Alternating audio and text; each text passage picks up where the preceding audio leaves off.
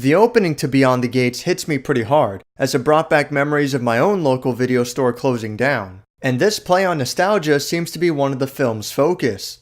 I say seems to be, and one of, because it seems not even this movie is sure what direction to go in. The film follows two estranged brothers, straight-edge Gordon and the more party-friendly John. The two of them reunite to deal with their father's abandoned video store. Hey, what if he's okay? What do you mean? I mean, not dead. It's been 7 months. If he's out there, it's not our problem anymore. Nobody else is gonna clean up this mess. Along the way, they discover a mysterious board game, and they learn that their father has become trapped by the game. It's up to Gordon, John, and Margot, Gordon's girlfriend, to team up and save the lost father. If you're familiar with Jumanji or Zathura, then you're on the right track, but do keep your expectations low. Beyond the Gates has a really slow start, but it's not without merit. I love the scene of the dad setting up his store. The opening credits with close-up shots of a VHS running is great. The way that Gordon walks through his father's old house, I've got to give it up to Brian Sowell. He managed to make walking through an old dusty house at midday look interesting. But then you've got the rest of the film.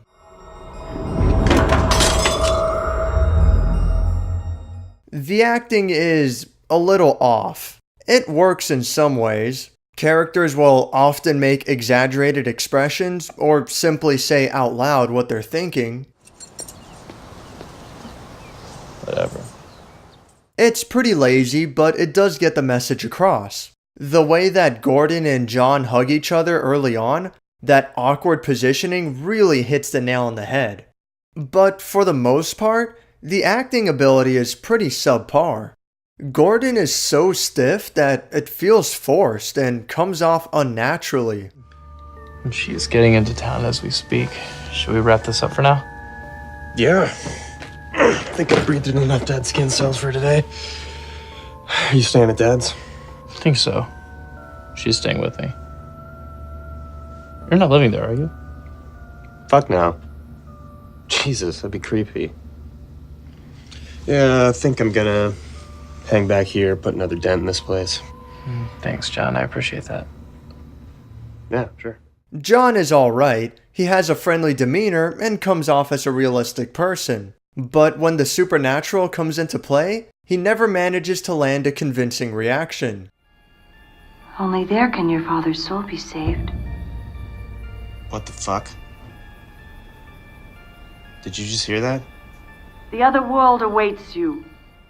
Margot's actress does an okay job, nothing too special, but then she just kind of disappears for long periods of time. Like the film only needs her for select scenes and that's it. You guys, I'm getting a really bad energy off of this. Do you mind if I go upstairs? No. I'll take care of the dishes. All of this would be fine if the movie just stuck with exploring the board game and focused on the ridiculous blood and gore that comes up later. But strangely, it tries to be some kind of a heartfelt drama. Our dad. He was a pretty good guy up until Mom's car accident.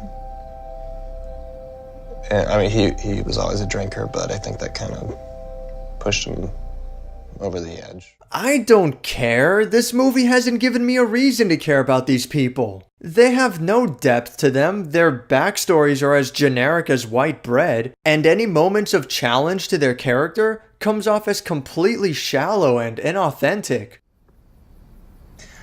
I don't want you staying here any longer. In the house? Yeah, but I don't want you around here while we're messing with this stuff. It's making me very nervous. Well, if you're sleeping here, I am too. Fine.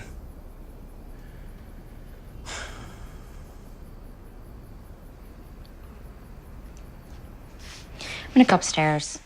Oh, give me a break. What was the point of this scene? Gordon loves Margot, Margot is tougher than she looks, and everyone is scared. This scene presented no new information, it's poorly acted, and it happens towards the end of the film too. This isn't when we're supposed to be building characters, not 20 minutes before the movie ends. This is when we use the characters that we've been building for the whole film, but it moves so slowly that it's always struggling just to get there. I really don't get the appeal of this movie. The nostalgia is only skin deep, and it makes no sense here. Yeah, they're playing a VHS board game, so what? Does that mean the whole soundtrack needs to be 1980s synthwave?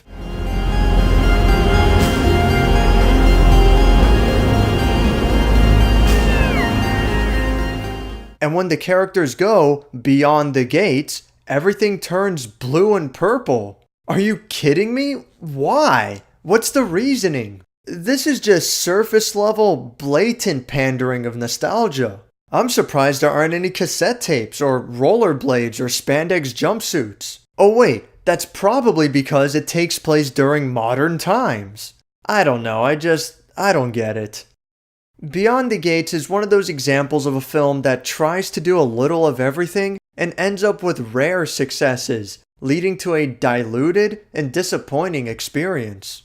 It didn't have to be this way though, even considering the low budget. Look at this. This is the titular prop of the film. The gate itself looks so flimsy and cheap. The locales are also extremely limited. You can count them all in one hand. But again, it's a low budget film, and I'm not knocking it in this regard at all. And despite that, the practical effects are excellent, and the cinematography is great. If the movie stuck with its strengths, then this would be well worth watching. But by building up boring characters at a snail's pace for the vast majority of the film, it just leaves me unsatisfied. And the good moments are so few and far between that I'm sure most people would shut it off before bothering to wait for it. It doesn't have the gusto to be a highbrow horror, nor does it let itself go crazy enough to be a fun B-movie. This is simply amateur hour, but without any soul. It's not terrible, but it's wholly uninteresting. Just stay away. Of course, yeah, of course. Under one condition, though. You let me rent Operation Orion. I fucking love this movie. Keep it. Really? Shit, didn't expect that. Thank you for watching my review of Beyond the Gates.